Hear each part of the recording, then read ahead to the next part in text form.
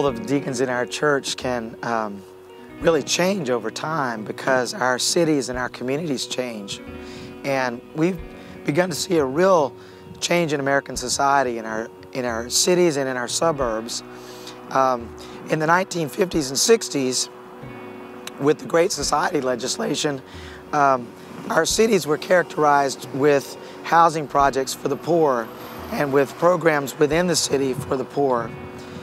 But with welfare reform under the Clinton administration, and even since then as well, there's been a lot of changes. You've really seen a lot of those housing projects demolished, new developments with housing developments in the city that require some subsidized housing as well.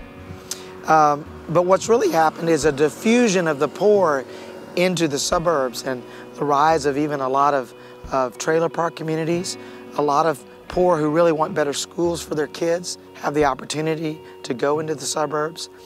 And so suburban churches and city churches are finding that their neighborhoods are really changing, and they really need to pay attention to how they're changing and begin to train deacons in ways that will serve their neighbors well. Another real change we're seeing is that immigrant families and ethnic diversity isn't just in the cities, it's also in the suburbs. And we're seeing with the rise of the middle class and the change in immigration policies that immigrants from all over the world come who are professionals, who take up professional positions, and they come into the suburban communities, and yet their family members don't know English. And so we're seeing real changes in American society that I think should affect the ministries of our churches and of our deacons and how we train deacons.